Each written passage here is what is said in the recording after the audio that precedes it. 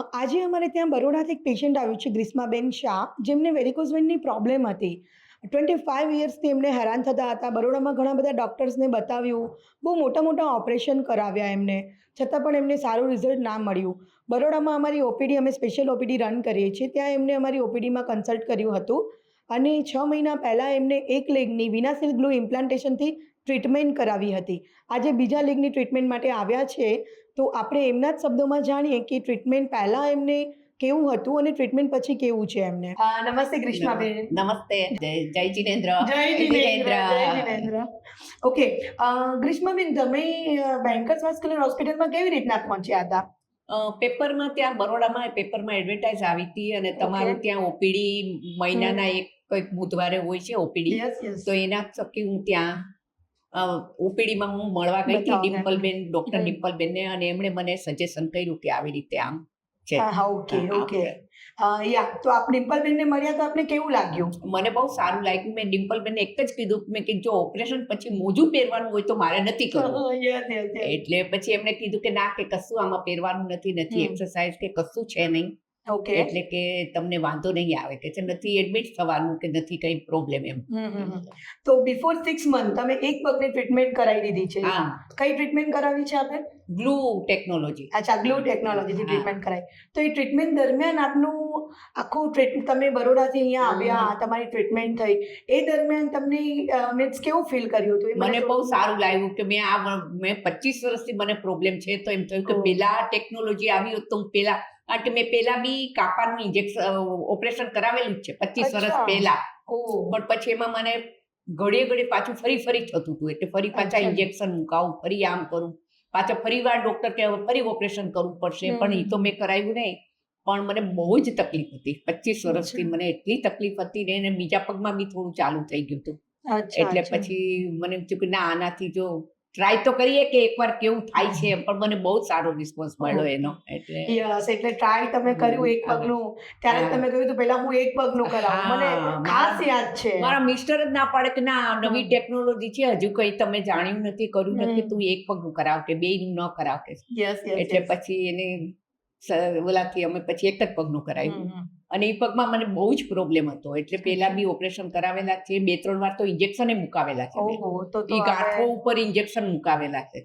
ત્યાં બરોડામાં એક જ હતો ત્યારે, અશ્વિન ભંવર કરીને. હા, એટલે એની પાસે જ હું જતી હતી, ત્યારે કઈ પ્રોબ્લેમ થાય ને તો હું એની પાસે જ જઉં એમ. તો આપને કોઈ પરમનન્ટ સોલ્યુશન? ના, પરમનન્ટ સોલ્યુશન તો ના જ પાડી, કે પાછા મોજા પહેરો, એમાં તો મોજા જ પહેરવાનું કે, અને ગરમીમાં ને એમાં આમાં તો મોજા પહેરી જ નથી શકાતા, બહુ જ તકલીફ છે. સ્ટોકિંગ્સ ને બધું પહેરવું બહુ જ. એટલે પછી મેં તો પછી કરાવ્યું ને પછી વળી આ સારું થયું, મારા માટે ભગવાન સમાન થયું કે ભાઈ મને સારું રિસ્પોન્સ મળ્યો. મને ખાસ યાદ છે, કેમ કે આજથી તમે મને ફોન કર્યો હતો ને, મેં કહ્યું બંને પગનું જોડે કરાવી લો, તમે કીધું ના, હું પેલા એક પગનું કરાવી જોઈશ અને પછી હું બીજા પગનું કરાવીશ એમ. જ્યારે આ વેરિકોઝ વેઇન થઈ, એટલે તમને તો 25 વર્ષથી પ્રોબ્લેમ હતો, આપે એવું કહ્યું, તો આપને કેવા સિમ્પટમ્સ દેખાતા હતા? મને તો બહુ જ કાફમાં મારું નસ ચડી જાય, મારા પગ થાકી જાય, એટલું બધું હું થાકી જતી હતી ને, અને પગ મારા લટકતા જ ન રાખી શકું. સોફા પર બેસું, ડાઇનિંગ ટેબલ પર પલોઠી વાળીને જ બેસી જાઉં બધી દરેક જગ્યાએ. મારાથી એટલું બધું મને પેઇન હતું, રાતના બી સુવામાં એટલું બધું પેઇન થાય ને, કે એના લીધે તો 2-3 કલાક તો ઊંઘ જ ન આવે, પછી ઊંઘ આવે, એટલા પગ થાકી જતા હતા ને મારા તો. પણ આનાથી મને એક પગનું કરાવ્યું તો મને બહુ સારું લાગ્યું. બરોડામાં બી મારી ફ્રેન્ડને બધાને સજેશન કરું છું. હું તો ની માટે બી કહું છું કે તમે લોકો ત્યાં જાઓ, તમને નહીં એક્સરસાઇઝ, નહીં ફિઝિયો, આ તે કશું જ નહીં. મેં કીધું, અને 1/2 કલાકનો જ પ્રોસિજર છે, એટલે સારું રહેશે. હા, સારું લાગે છે. એટલે યસ. તો આપ જ્યારે આ ટ્રીટમેન્ટ માટે ગયા હતા ઓપરેશન થિયેટરમાં, તો આપને કેવું રહ્યું હતું? મીન્સ પહેલા તો તમે? ના, મને તો કોઈ પ્રોબ્લેમ નથી થયો, કારણ કે મેં ઓલું મોટું ઓપરેશન કરાવેલું છે ને, એટલે પછી મને આમાં બહુ રાહત રહી. તો આ પગમાં મારે 35 સ્ટીચિંગ થયા હતા. અચ્છા, બિફોર જે મેં પહેલા ઓપરેશન કરાવ્યું હતું 25. એ કયું ઓપરેશન હતું તમારું? એ લોકોએ સ્ટીચ લઈને જ કર્યું છે, કે જેટલી ગાંઠો હોય ને બધી ગાંઠોને કાપે, અને અંદરથી જે ગઠ્ઠો એ કાઢે ને પછી પાછું સ્ટીચ લે. અહીંયા કઈ 7 સ્ટીચ આવ્યા હતા, અને આખા પગમાં મારે હજી અત્યારે સફેદ ઓલા છે જ એના સ્ટીચીસ 35 સ્ટીચ આવેલા હતા મારે. આ વેરિકોઝ વેઇન માટેના હા તો ઓ અને એમાં તો મારે 2 દિવસ દવાખાનામાં રહેવું પડ્યું હતું ને ઘરે બી કે તમારે હમણાં તો આરામ કરો, ચાલો ખરા પણ ઊભું તો એમાં તો ઈ તો એમ જ કે બિલકુલ ઊભું નહીં રહેવાનું તમારે. અચ્છા હવે આપણે લેડીઝોને તો હા કામ તો હોય જ, એટલે ગમે એટલા પણ ઘરમાં એમાં હોય, કહું છું ને servant એટલે જ મને પણ ફરી ફરી થતું હતું, ઓહ અચ્છા ફરી થતું. હવે ઈ એમ કે તમે બેસી રહો તો બેઠાનું જીવન તો આપણને થોડી ને ફાવે કઈ. ના જ ફાવે. પણ ઓકે, પણ આપણું તમે જ્યાં ટ્રીટમેન્ટ કરાવી વિનાશિલ બ્લુ ઇમ્પ્લાન્ટેશન હા, એમાં કેવું રહ્યું? બહુ જ સારું રહ્યું, બહુ જ એમાં સારું. આપને કઈ ના પ્રોબ્લેમ? મને કોઈ જ પ્રોબ્લેમ નહીં. આ 6 મહિના થઈ ગયા એક પગને, પણ મને એટલી બધી રાહત થઈ છે કે બહુ જ. પણ હજી બીજા પગમાં છે એટલે એનું કરીશ એટલે તો એકદમ રાહત થઈ જશે. હા યસ બહુ જ સારું થઈ જશે આપને. હા એટલે પછી અને હું તો બધાને સજેશન કરું છું, જેટલા બી મળે એને કહું ની માટે અહીંયા જાઓ, વેરિકોસ માટે અહીંયા જાઓ. મારી ફ્રેન્ડોને બધાને ઘણાને છે વેરિકોસ વેન. આપના એક આવ્યા હતા ને પમાબેન એ શાહ મારા કરીને. દેરાણી જ હતા, હા, સગા દેરાણી હતા. just હમણે મહિના એને મેં જ પહેલા. સજેશન કર્યું હતું, મેં ઓ, કીધું એમ તું જા છે. આવી રીતે. આપને આટલું બધું સારું થયું એટલે આપ તો ઓબ્વિયસલી કહેવાના જ છો હા, એટલે હું બધાના. તો બધાને કહું જ છું, મારી ફ્રેન્ડ બધાને કહું કે તમે લોકો ત્યાં જ આવડ. Okay okay. આપ શું કહેવા માંગો છો આના બાબતે? મારી 6 મહિના પહેલા જ્યારે અહીંયા આવ્યા હતા ત્યારે એમને હું મળેલો, એટલે ત્યારે એમનો જે કોન્ફિડન્સ હતો એ એવો હતો કે મેં અત્યારે મને મોડી ખબર પડી. એમને અફસોસ હતો કે મને જો વહેલા ખબર હોત તો હું આટલી હેરાન ના થાત. રાઈટ. એટલે મારા ખ્યાલથી એ બહુ હેરાન થયા હતા અને અત્યારે બહુ હેપી એટલા માટે છે કે એક પગનું ઓપરેશન કરાવ્યું રિઝલ્ટ બહુ સારું મળ્યું. હવે પહેલું રિઝલ્ટ સારું મળ્યું એટલે નેચરલી બીજી વખત આવ્યા છે. હા બીજી વખત અને મને એવું લાગે છે કે આ બંને પગનું થઈ જશે ને પછી, અત્યારે એમની ઉંમર 69 છે, સી વિલ બીકમ 44. 20 વર્ષથી 25 વર્ષથી દર્દ સહન કરતા હતા, હવે બંને પગ ઓકે થઈ જશે એટલે 24 વર્ષના હતા ને જે એક્ટિવ હતા એવું જ એક્ટિવ એના પગ થઈ જશે.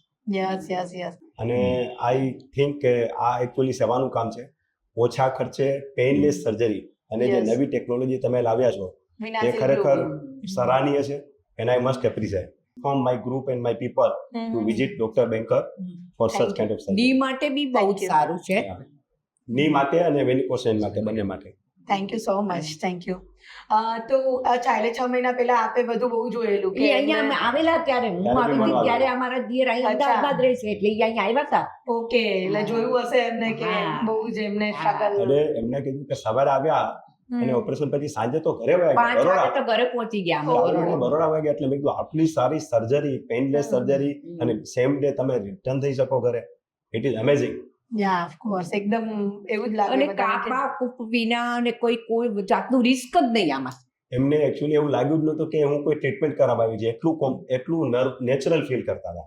નહીં તો કોઈ પણ પેશન્ટ હોય હોસ્પિટલ કે ડોક્ટર પાસે જાય ને તો એક નર્વસનેસ ફીલ કરે, યસ એની સામે કોન્ટ્રાડિક્ટરી એમને બહુ હેપીનેસ હતી. હેપીનેસ હતા એમના યાર. ફેસ ઉપર આનંદ હતો. અત્યારે એ દેખાઈ રહ્યું છે એકદમ એમની આટલી મોટી સ્માઇલ. એટલે she has felt like home.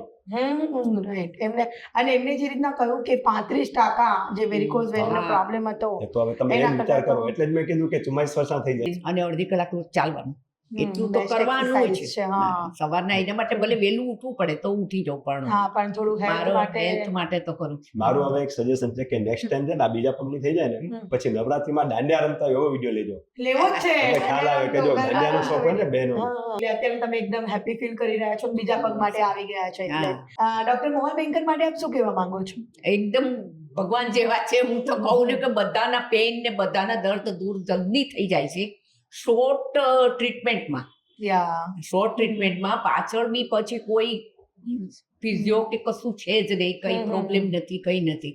એટલે એના માટે એ તો બધાના માટે ભગવાન જેવા જ છે. Thank you so much. Okay જય જીનેન્દ્ર. જય જીનેન્દ્ર. જય જીનેન્દ્ર. જય શ્રી કૃષ્ણ. જય શ્રી કૃષ્ણ.